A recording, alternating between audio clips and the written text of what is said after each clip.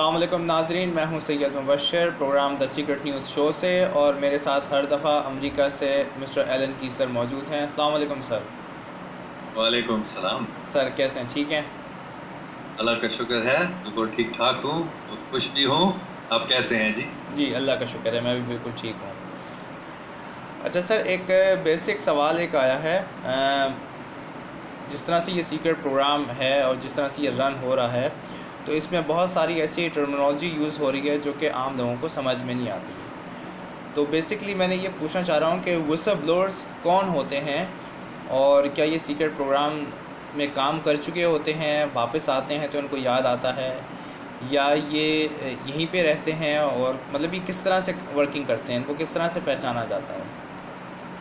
हाँ, whistle blowers ये एक जनरल टर्म है, आम लफ्ज़ है अंग्रेज़ी में, जो सिर्फ सीक्रेट स्पेस प्रोग्राम में नहीं बल्कि कोई भी जो सीक्रेट प्रोग्राम होता है, कॉन्फिडेंशियल प्रोग्राम होता है, वो अगर कोई वो छुपी हुई बातों को जो उसके अंदर काम करता है और वो फिर खुल देता है उस बात को जब शायद उसको नहीं करना चाहिए, मतलब उसूलों के मुताबिक, तो फिर उसको विसल ब्लोअर कहा जाता है।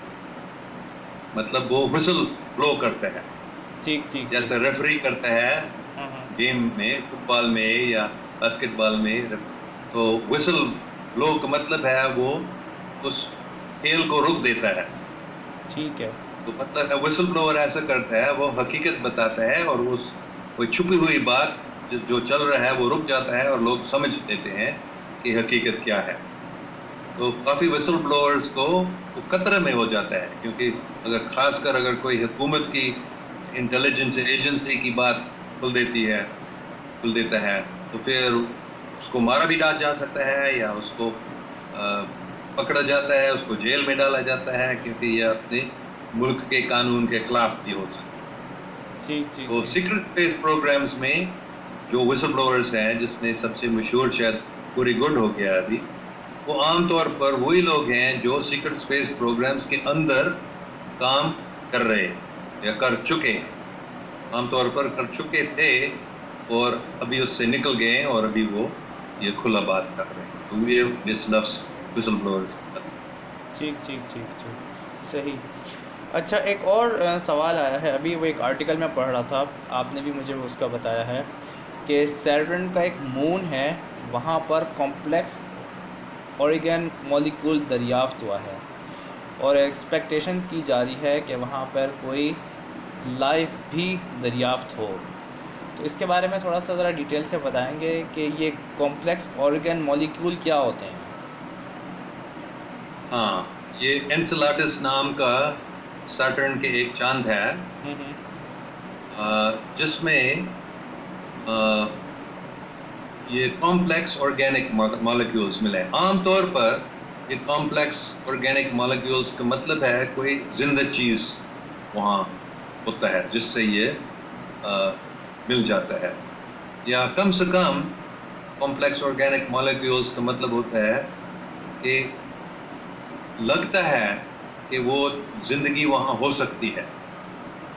वो है या नहीं 100% नहीं मालूम हो सकता है, लेकिन ये एक बहुत बड़ा निशान है। जैसे पानी एक बहुत बड़ा निशान है, अगर पानी मौजूद है कहीं तो फिर कोई जिंदा चीज़ वहाँ हो सकती है। तो वैसे ही ये ऑर्गेनिक कॉम्प्लेक्स ऑर्गेनिक मॉलिक्यूल्स वो हमारे जिस्म में होता है, कोई भी जिंदा चीज़ के जिस्म में, वो एक बहुत अच्छा निशान है। तकरीबन प्रूफ है, 100% प्रूफ नहीं है, लेकिन अच्छा निशान है कि कोई जिंदा चीज़ वहाँ होगी। तो ये तो मेन स्ट्रीम मीडिया में अभी आ गया है कि सैटर्न के एक चांद पे ये कॉम्प्लेक्स ऑर्गेनिक मॉलिक्यूल्स मिल गए हैं, तो मतलब है, हो सकता है, अच्छी चांसेस है कि कोई जिंदा चीज़ वहाँ है। ठीक ठीक ठीक। ये एक आम तौर पर और भी होता है कि ये जो दरियाफ्त हुई है, क्या वहाँ पे कोई समंदर है, या वहाँ कोई मतलब वो आईसी प्लैनेट है, वो किस तरह का प्लैनेट है? हाँ, वो चांद है सैटर्न का, तो सर्दी है वहाँ, अच्छा, बर्फ है ऊपर, ठीक ठीक। लेकिन बर्फ के नीचे वो एक समुंदर है, और उसके क्योंकि प्लैनेट के अंदर वो कहते हैं कुछ वॉल्केनिक एक्शन की वजह से या गर्मी है नीचे, अच्छा और वो कभी कभी वो अंदर से वो पानी निकलती है और बाहर आ जाती है। अच्छा अच्छा, जिस तरह लावा निकलता है। हाँ, जिस तरह लावा निकलता है वोल्केनो में, वैसे ही। हाँ, तो ये एक बहुत ज़रूरी बात है कि लोग इसको समझ लें कि आहिस्ता आहिस्ता से नासा भी और मेन स्ट्रीम मीडिया भी ये खुला बता रहे हैं कि हो सकता है ज़िंदगी है दूसरी जगह, मार्स में भी पानी मिल गया है आहिस्ता आहिस्ता से, क्योंकि पहले ये नहीं बताया जाता था, भी खुला बता गया कि चांसेस अच्छा है कि अगर हमारा मार्स पे या सैटर्न के चांद पे नहीं, लेकिन कायनात में बहुत ज़्यादा चांसेस है कि कहीं कोई इंटेलिजेंट, सिर्फ लाइफ नहीं बल्कि इंटेलिजेंट लाइफ होगा। नासा अभी ये है, बल्कि वो कह रहे हैं कि ये तो 15-20 साल की बात है, जिसके अंदर ज़्यादा से ज़्यादा 10-20 साल के अंदर हम तो प्रूफ मिलेगा लाइफ के बारे में या इंटेलिजेंट लाइफ के बारे में रीच है, सबसे कम लाइफ के बारे में। तो आहिस्ता आहिस्ता से ये नासा जो है और जो मेन स्ट्रीम मीडिया है वो हमको तैयारी कर रहे हैं कि मालूम करो, तैयारी करो इस बात को मानने का कि हाँ दूसरे सियारे पे लोग होते हैं। ठीक ठीक। अच्छा, असल में ये अब आहिस्ता आहिस्ता बता रहे हैं, तो इसकी क्या वजह है कि ये आहिस्ता आहिस्ता लोगों को एक तरह से उसको तैयार कर रहे हैं कि जी हमें पता चल गई है और हम अब आम लोगों को ये बात बताने वाले हैं कि दूसरे प्लैनेट्स पे या दूसरे मून के ऊपर लाइफ एग्जिस्ट करती है। हाँ, हमको मालूम है, मतलब बहुत सारे लोगों को मालूम है, इंटेलिजेंस एजेंसीज के लोग मालूम है, स्पेस प्रोग्राम्स के काफ़ी लोग जानते हैं, लेकिन वो खुला नहीं बताया गया। तो लोग शायद तैयार नहीं हैं, ऐसे वो सोचते हैं, या शायद लोग घबराएंगे अगर हम उसको बताते हैं, इसलिए उन्होंने नहीं बताया। लेकिन अभी वो आहिस्ता आहिस्ता से इंसान को तैयारी कर रहे हैं। सही सही सही, बिल्कुल बिल्कुल। होपफुली कि हम भी अपनी लाइफ पीरियड में कोई एलियन, किसी एक्स्ट्रा टेरेस्ट्रियल से मुलाकात करें और उनसे पूछें कि वहाँ का लाइफस्टाइल किस तरह का है और वो अपनी डेली लाइफ किस तरह से गुजारते हैं। ये ज़रूर हो जाएगा ज़्यादा आहिस्ता आहिस्ता से, मतलब हो चुका है लेकिन अभी खुला नहीं बताया गया है। ठीक, लेकिन ज़्यादा टाइम नहीं लगेगा मेरे नज़दीक। सही, ठीक ठीक। अच्छा, एक और सवाल आया है मेरे पास कि जो चाँद की जो डार्क साइड है उसके बारे में कहा जाता है कि वहाँ पर इंसानों के भी बेसिस हैं और मुख्तलिफ़ एक्स्ट्रा टेरेस्ट्रियल्स के भी बेसिस हैं। तो एक तो मुझे सबसे पहले ये बताएं कि सबसे पहले फ़र्स्ट ह्यूमन मून लैंडिंग कब हुई? अमेरिकन ने की, रशियन ने की, जर्मन्स ने की? अगर जर्मन्स ने की तो वो किस पीरियड में गए थे, क्या टेक्नोलॉजी थी, और डार्क साइड ही मून की क्यों इतनी ज़्यादा एक तरह से कह सकते हैं कि पॉपुलेटेड है? हमें मून का जो फ्रंट फेस है वो इतना अबेंडेंट क्यों नज़र आता है? हाँ, बिल्कुल सही बात है कि हज़ारों लाखों सालों से लोग रहते हैं चाँद पे, और वो पिछले साइड पे इसलिए रहते हैं, बैक साइड पे, क्योंकि वो नहीं चाहते हैं कि इंसान उनको देख ले। कुछ बेसिस है फ्रंट साइड पे, लेकिन वो ज़्यादा ज़मीन के नीचे है। बैक साइड पे भी जो बेसिस हैं वो ज़्यादा ज़मीन के नीचे हैं, लेकिन काफ़ी फ़ोटो भी हो चुके हैं जिनमें उन बेसिस के फ़ोटो आ गया है। ये बिल्कुल साफ समझ में आता है कि ये कोई कुदरती चीज़ नहीं है, ये तो बनाई हुई कोई इमारतें हैं। और बहुत इसका एविडेंस है। अपोलो प्रोग्राम, अपोलो एस्ट्रोनॉट्स ने भी, बल्कि एलन आर्मस्ट्रांग जो सबसे पहले था और एल्ड्रिन, उन्होंने भी बताया था, लेकिन नासा ने उसको बंद कर दिया, मतलब ये छुपा दिया। लेकिन उन्होंने भी बताया कि उन्होंने ईटीज को देखा था जब वो चांद पे पहुंचे। उनके चारों तरफ उन्होंने ऐसे कहा, देखो बहुत बड़े बड़े स्पेसशिप्स थे। तो वो तो हज़ारों लाखों सालों से चांद पर गया, लेकिन ज़्यादा बैक साइड पे है क्योंकि वो चाहते हैं कि इंसान उनको न देखे। अच्छा, ठीक है। तो सबसे पहले जो मून लैंडिंग हुई ह्यूमन की तरफ से वो किसने की थी? बस पिछले 100 साल में सबसे पहले जर्मनी ने की थी 1930s में। मेरे ख्याल में वो दूसरे आलमगीर जंग से पहले की बात है। 1920s से या 1917-18 से जर्मनी ने मतलब कुछ जर्मन लोगों ने कुछ ईटीज से कांटेक्ट की थी। तो उनसे उन्होंने सीख लिया कि कैसे ये फ्लाइंग सॉर्सेस बना, मतलब जीरो पॉइंट एनर्जी वाले टेक्नोलॉजी इस्तेमाल करते हैं। अच्छा। तो उस किस्म के फ्लाइंग सॉसर के जरिए जर्मनी चांद गए थे 1930s में। अच्छा, मतलब जर्मनी का मॉडर्न दुनिया में राब्ता एक्स्ट्रा टेरेस्ट्रियल्स के साथ 30s में हो गया था। 30s से पहले 20s में ही हुआ था। तो अच्छा। 30s में उन्होंने खुद अपने मतलब ईटीज के मदद से ये जहाज बनाए थे, स्पेसशिप, और वो चांद गए थे। तो ये सब छुपी हुई बातें थी। फिर 1940s में जब अमेरिका जीत गया था और इंग्लैंड जीत गया था, जर्मनी हार गया, तो बहुत सारे जर्मन साइंटिस्ट को अमेरिका ने ले लिया। अमेरिका प्रोजेक्ट पेपर क्लिप नाम का वो था।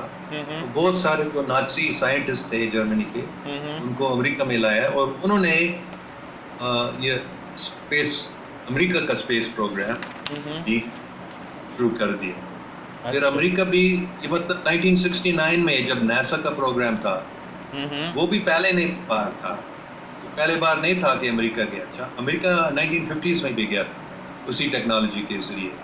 अच्छा। लेकिन वो टेक्नोलॉजी सब सीक्रेट बना, क्योंकि ये जीरो पॉइंट एनर्जी जो है ये बहुत सीक्रेटिस्टी है, क्योंकि ये जो तेल की कंपनी है ये सबसे बड़ा बिजनेस है। बैंकिंग के अलावा ऑयल इंडस्ट्री सबसे बड़ा इंडस्ट्री है पूरी दुनिया में, बिलियंस ऑफ डॉलर्स कमाते हैं ये। तो उनको मालूम है कि अगर ये जीरो पॉइंट एनर्जी लोगों को पता चलता है, ये खुला मिल जाता है, तो फिर लोग तेल की जरूरत नहीं होगी, तो उनकी बड़ी बिजनेस खत्म हो जाएगी ऐसे। और वो ये भी नहीं चाहते थे कि सब इंसान ये सब ईटीज के टेक्नोलॉजी हासिल करें, तो इसलिए वो सब छुपाया गया था। और फिर ये फैसला हो चुका था अमेरिका में कि हम एक दूसरा प्रोग्राम बनाएंगे आम लोगों के लिए। ठीक है। जो हम रॉकेट शिप, जो पेट्रोल इस्तेमाल करते हैं, उन रॉकेट शिप से हम भी चांद जाएंगे। तो फिर वो हुआ था 1969 में, 1969 में अमेरिका का अपोलो प्रोग्राम, वो कहते हैं पहले बार। ठीक है। वो पहले बार नहीं था इंसान का, और अमेरिका के भी पहले बार।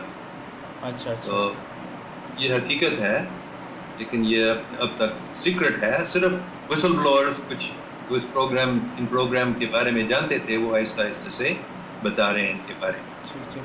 अच्छा, काफी हैं, सिर्फ 1, 2, 5 नहीं, कई 100 लोग हैं जिनको ये मालूम है, और विसल ब्लोअर्स बनकर ये बातें अभी वो खुली बातें कर रही हैं। ठीक। अच्छा, ये जो जर्मनी 30s में आप कह रहे हैं कि ये चांद पे चले गए थे, तो ये कहाँ से गए थे? जर्मनी से गए थे या किसी और जगह से गए थे? जर्मनी ने एंटार्क्टिका में अपने बेस बनाया था। अच्छा। तो मुझे मालूम नहीं, हो सकता है कभी वो जर्मनी से कुछ उनके स्पेस क्राफ्ट चांद गए थे भी, लेकिन उनके सबसे बड़ा बेस जो बन गया था वो एंटार्क्टिका में है। अच्छा, ठीक। तो ये इनकी फर्स्ट जो बेस बनी थी, एक तरह से कह सकते हैं कि सीक्रेट स्पेस प्रोग्राम की जो फर्स्ट बेस बनी थी वो एंटार्क्टिका में जर्मन्स ने बनाई थी। हाँ। अच्छा, ठीक, सही, ठीक। अच्छा, वो आज तक है। वो आज तक है? हाँ। अच्छा, ठीक। तो वहाँ पे मतलब अमेरिकन्स भी होते हैं, इसके अलावा और कौन होते हैं, मतलब साइंटिस्ट वगैरह होते हैं? काफ़ी मुल्कों के लोग वहाँ हैं चांद पे और मार्स पे भी, और दूसरे आगे भी जा चुके हैं। सैटर्न के कुछ चांद पे भी जा चुके हैं, एस्टेरॉइड्स पे भी जा चुके हैं, और कुछ सीक्रेट स्पेस प्रोग्राम्स हैं जो दूसरे सितारों के सियारों पे भी जा चुके हैं। सितारों पे भी जा चुके हैं, मतलब हमारे सोलर सिस्टम से निकल चुके हैं, सिस्टम से बाहर गए हैं। अच्छा, एक चीज़ और आती है कि ये एक सीक्रेट स्पेस कोई एयरक्राफ्ट कैरियर है या इस तरह का, इसका नाम है सोलर वार्डन। क्या ये मतलब ये हमारे सोलर सिस्टम से बाहर होता है या ये ट्रैवल कर रहा होता है, ये किस तरह से है? ये सोलर वार्डन मेरे ख्याल में सिर्फ हमारा सोलर सिस्टम के अंदर है। अच्छा, ये सोलर सिस्टम के अंदर होता है। ये पहले वाला था अमेरिका का हम्म। सीक्रेट स्पेस प्रोग्राम, जो पता चल गया था, हम्म। सोलर वार्डन इसका नाम था। अच्छा। उस हमारा सोलर सिस्टम के अंदर है, लेकिन दूसरे भी 2-3 और सीक्रेट स्पेस प्रोग्राम्स है जो उससे भी ज्यादा सीक्रेट है, जो अच्छा। सोलर वार्डन वाले लोगों को भी मालूम नहीं है उनके बारे में। अच्छा। और अच्छा। उनके वो ज्यादा तरक्की याफ्ता क्राफ्ट हैं, फ्लाइंग सॉसर्स है या दूसरे किस्म के बहुत बड़े, जो दूसरे स्टार सिस्टम में भी जाते हैं। इंटरेस्टिंग, ज़बरदस्त। मुझे तो लगता है इस पे एक हम नई एपिसोड करेंगे, क्योंकि ये तो बहुत ही इंटरेस्टिंग है कि इंसान जो है वो इस सोलर सिस्टम से निकल के दूसरे स्टार सिस्टम में भी जा चुका है। ये बहुत अच्छा है, हाँ। इंटरेस्टिंग। अच्छा, आपका जो पर्सनल स्पेस ट्रैवल है उसके बारे में आप क्या कहेंगे कि वो ट्रैवल आपका किस तरह से आपका हुआ था? क्योंकि एक दफ़ा आपने ज़िक्र किया था कि आपकी एक मुलाकात 1970 में क्रिश्चियन एक प्रीस्ट से हुई थी और उसने आपको कुछ टेक्निक्स वगैरह भी बताई थी। बड़ा अच्छा आपका साथ एक्सपीरियंस हुआ था, तो उस हवाले से थोड़ा सा बताएंगे कि क्या था वो? हाँ, वो बहुत अच्छा आदमी था, ईसाई प्रीस्ट था, पादरी था, क्रिश्चियन, तो अच्छा आदमी था। तो उनसे दोस्ती हुई थी, तो उसने मुझे बताया था, उन्होंने मुझे बताया था कि मैं चांद गया हूँ। अच्छा। मैं थोड़ा सा हैरान हो गया, लेकिन फिर उसने आगे बताया, उसने एक किताब भी लिखी थी जिसमें वो बताते हैं पूरी बातें चांद जाने के लिए, मतलब दोनों तरीके से। रॉकेट शिप से अगर आप जाएंगे तो कितना तेज जाना पड़ेगा अर्थ की ग्रेविटी से निकलने के लिए, और दूसरा तरीका मतलब मेडिटेशन से, ठीक है। मतलब इस जिस्म के अंदर नहीं चांद जाना, बल्कि इस जिस्म से निकलकर चांद जाना। ठीक है। तो हाँ, तो वो बता रहे थे कि मैं जा चुका हूँ और वहाँ ऐसा है, जो ये हमारा एस्ट्रोनॉट लोग, क्योंकि ये 69 की बात है जब नासा ने बताया हम गए थे, तो ये तो उससे शायद 1-2 साल बाद मैं उनसे मिला था। अच्छा। तो उसने मुझे बताया था कि उनको मालूम नहीं है चांद के ऊपर क्या है। चांद एक बहुत दूसरी चीज है इन लोगों की समझ से। तो बहुत खूबसूरत भी जगह है, वहाँ बगीचे हैं। तो अच्छा। मैं हैरान हो गया था। तो उस वक्त मुझे मालूम नहीं था 100% कि ये आदमी हकीकत बता रहे हैं या नहीं, मतलब वो तो अच्छा आदमी था, साफ दिल आदमी था, ठीक वो है। झूठ नहीं बोल रहा था मुझे। अच्छा। लेकिन फिर भी इतनी अजीब बात थी मेरे लिए, तो मैं पूरा उस पर ज्यादा मैंने सोचा नहीं उस वक्त। अच्छा। तो बहुत कोई 8-9 साल के बाद शायद मैंने उसके बाद, फिर मैं आहिस्ता आहिस्ता से उसके बाद मैंने सीख लिया था कुछ मेडिटेशन के बारे में, और कैसे मेडिटेशन किस लिए, जैसे उस आदमी ने मुझे बताया, उस पादरी ने बताया, आप इस जिस्म से निकल सकते हैं और कहीं जा सकते हैं। तो फिर मैंने सोचा, जैसे उस पादरी ने मुझे बताया था, मैं भी ऐसे कोशिश करूँगा चांद जाने की। अच्छा। ठीक है। ऐसे बैठ गया था रास्ते में, गहरा सांस लेना वगैरह, मुख्तलिफ तरीके हैं। तो और हकीकत में मैं इस जिस्म से निकला था और मेरा ज्ञान ऐसा था कि मैं चांद जाऊंगा। लेकिन अजीब बात हुई थी, पता नहीं क्यों, लेकिन मैं चांद में नहीं गया था, बल्कि सूरज में पहुंच गया था। अच्छा। सही। सूरज में मतलब सूरज के अंदर मैं गया था। ठीक है। सही।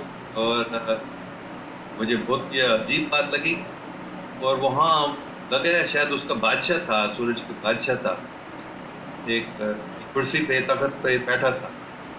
तो फिर आपने मुझे बताया अभी कि आपने सुना कि कोरी गुड ने ऐसे कुछ भी बताया था सूरज के बारे में। जी जी बिल्कुल। मैं एक कॉस्मिक डिस्क्लोजर की एक एपिसोड देख रहा था, उसमें कोरी गुड ने बताया कि हम जो सूरज को समझते हैं कि वहाँ आग का वो एक प्लैनेट स्टार है जहाँ पे आग बहुत ज़्यादा है, टेम्परेचर वहाँ पे लाखों में है, इस तरह से है।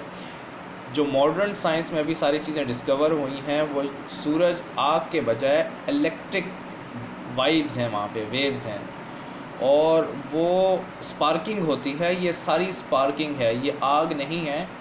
बल्कि ये इलेक्ट्रिक है जो कि स्पार्क कर रहा होता है, और ये इतना ज़्यादा गर्म नहीं है जितना कि ज़्यादा हमारी पिछली साइंस जो कहती है कि सूरज बहुत ज़्यादा गर्म है, टेम्परेचर लाखों में है।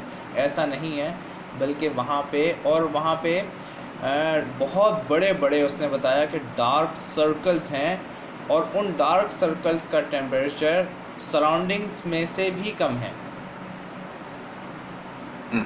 तो ये सब कुछ मुझे मालूम नहीं था। अच्छा। जब मैं गया था, ये 1978-79 की बात है, लेकिन वो पहले बार था कि मैंने ऐसे स्पेस ट्रैवल किया था आउट ऑफ बॉडी से। अच्छा, ठीक ठीक ठीक। तो उसमें आपको क्या एक्सपीरियंस हुआ था? मतलब आपको वहाँ पे गर्मी लगी थी, आपको फील हुआ था कि मेरा कोई एटमॉस्फेयर चेंज हुआ है, किस तरह से आपको फील हुआ था?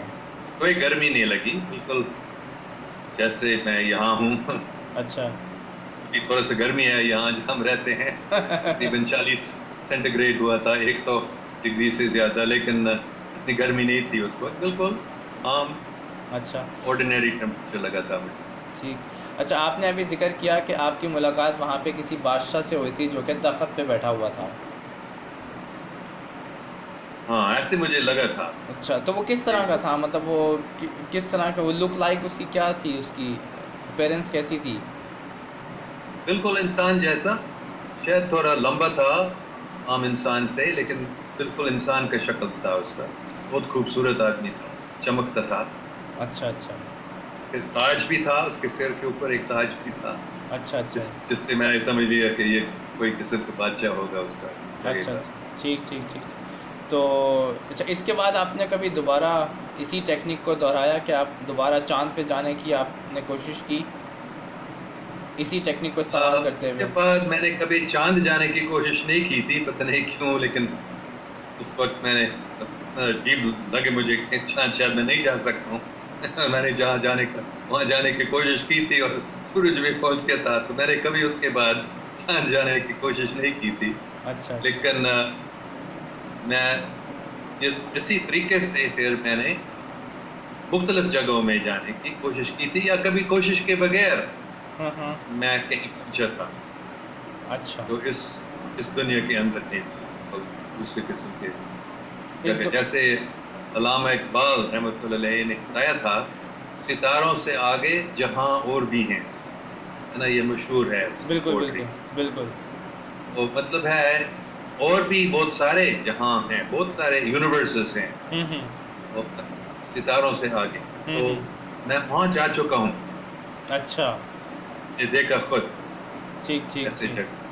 अच्छा अच्छा, तो थोड़ा सा ज़रा डिटेल से बताएंगे कि कहाँ पे आप? मतलब इन आँख से नहीं, इस जिस्म से नहीं, हाँ। लेकिन हाँ। तो एक मैंने बताया कुछ हफ्ते पहले इसी प्रोग्राम में कि रॉबर्ट मनरो से जब मैं मिला था, और हम इस जगत से, इस यूनिवर्स से, इसको पता नहीं क्या बताएंगे इसको, लेकिन हम इससे निकल गए थे और एक बिल्कुल रोशनी वाला ठीक है, जगह में पहुंचे, जहाँ हर एक चीज रोशना से। ठीक। तो मैंने समझ लिया, और रॉबर्ट मनरो ने भी ऐसे ही समझ लिया कि ये बिल्कुल एक दूसरा जहां है, तो सितारों से आगे है। और उस वक्त मैंने बताया था कैसे वो मुझे शुक्रिया कहकर वो एकदम चले गया था, एक, क्योंकि बहुत सारे वहाँ पता नहीं उनको क्या कह सकते हैं, जहां या यूनिवर्सेस या बहुत बड़े, और लाखों करोड़ों, पता नहीं वो गिन नहीं सकते थे कितने थे, देख सकते थे बहुत सारे, सब बहुत रोशनी वाले। तो वो एकदम वो एक को देखना चाहता था, तो वो चला गया। तो उस वक्त फिर मुझे वापस आना पड़ा यहाँ। अच्छा लेकिन और दूसरी बार भी मैं वहाँ जा चुका हूँ, अच्छा और फिर मैंने समझ लिया कि ये हकीकत है, ये एक रूहानी दुनिया है, एक रूहानी आसमान है, आप कह सकते हैं, जो हमेशा से और हमेशा तक रहता है। मतलब ये दुनिया जहाँ हम रहते हैं, ये बनाया गया, ठीक है। और ये खत्म हो जाएगा या शायद खत्म नहीं हो जाएगा, मुझे मालूम नहीं, लेकिन ये तो शुरू हो चुका था, एक टाइम था जब ये शुरू हो चुका। ठीक ठीक लेकिन ये रूहानी दुनिया ऐसा है कि वो कभी शुरू नहीं था, ठीक कभी ठीक। कोई टाइम नहीं था जब उसको बनाया गया। अच्छा तो ये बहुत ज़रूरी इल्म है ये जो सीक्रेट स्पेस प्रोग्राम्स के बताने वाले जो विसल ब्लोअर्स वगैरह हैं, उनमें बहुत कम ने ऐसी बातें की, लेकिन मेरे नज़दीक ये बहुत ज़्यादा ज़रूरी है।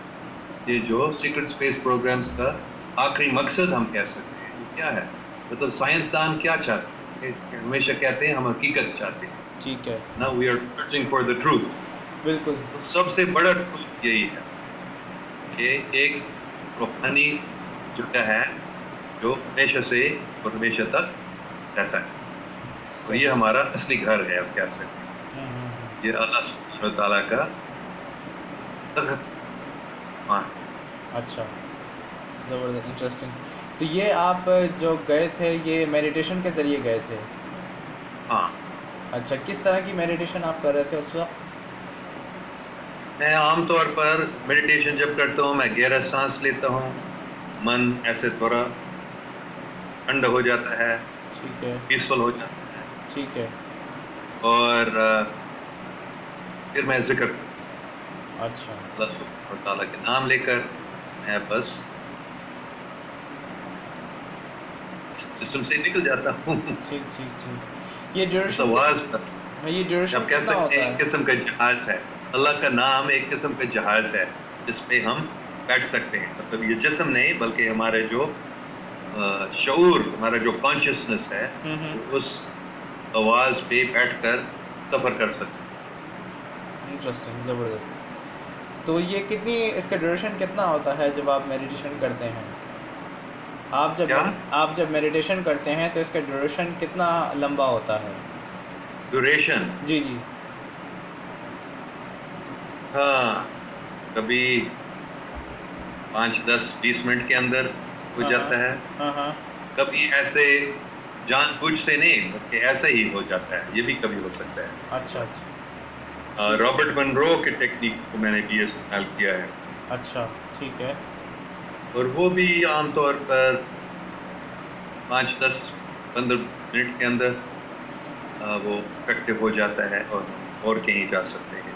ठीक, ठीक, ठीक, ठीक, ठीक। अच्छा, अभी मैंने आपको एक वीडियो भेजी थी रशियन प्राइम मिनिस्टर की, उसमें उनसे एक क्वेश्चन किया जाता है कि क्या एलियन एग्जिस्ट करती हैं, तो उसका उनका जवाब होता है कि जी हाँ, एलियन एग्जिस्ट करती हैं। तो वो वीडियो मैंने आपको भी शेयर की थी, तो आप उस वीडियो के हवाले से क्या कहेंगे? बहुत अच्छी वीडियो है। ये बताया गया है वीडियो बनाने वाला ने कि ये दिमित्री मेदवेदेव जो रूस का वज़ीर आज़म है काफ़ी सालों से, तो वो उसको मालूम नहीं था कि ये माइक्रोफोन खुला। उसने सोचा कि ये इंटरव्यू ख़त्म हो गया और माइक्रोफोन बंद हो गया। उनसे जब ये पूछा गया था, उसने ऐसे जवाब दिया जो शायद उसको इजाज़त नहीं था कि वो ऐसे बात खुला करे। लेकिन हाँ, उसने बिल्कुल साफ बताया कि जब कोई नया सदर आ जाता है फिर उसको एटम बॉम्ब की जो वो सबसे ज़रूरी ब्रीफ केस है, लेकिन एक दूसरा भी है फाइल जिसमें ETs के बारे में सब कुछ बताया गया है, और ये भी मशहूर हो गया है। अमेरिका में भी वैसे ही होता है कि एक सीक्रेट फाइल्स होते हैं जो कुछ शायद 100% नहीं, लेकिन कुछ उनमें से सदर को बताया जाता है ETs के बारे में। ठीक, ठीक। Знаете абсолютно все. Ну вот, например, прилетали на Землю инопланетяне, эти самые зеленые человечки. Марьяна, значит, рассказываю вам первый и последний раз. Вместе с передачей чемодана с ядерными кодами президенту страны приносят специальную папку. На ней написано «Совершенно секретно». И она целиком и полностью посвящена пришельцам, которые посетили нашу планету. Одновременно предоставляется доклад от абсолютно закрытой спецслужбы, которая занимается контролем пришельцев на территории нашей страны. Значит, две эти папки передаются вместе с ядерным чемоданом. После прекращения полномочий, соответственно, эти папки передаются новому президенту. Более подробную информацию на эту тему вы можете получить, посмотрев известный хроникально-документальный фильм «Люди в черном». Вышло несколько версий. Сколько их среди нас не Сколько их расскажете. среди нас, рассказывать не буду, потому что это может вызвать панику. ठीक है सर, बहुत अच्छा लगा आपसे मिलके और ये बहुत ज़बरदस्त इंफॉर्मेशन थी, बहुत अच्छा इंटरव्यू रहा। इंशाल्लाह अगले हफ्ते नए क्वेश्चंस के साथ आपसे दोबारा मुलाकात होगी। उस तक के लिए मुझे इजाज़त दीजिए। अल्लाह हाफ़िज़। अल्लाह हाफ़िज़। Thank you.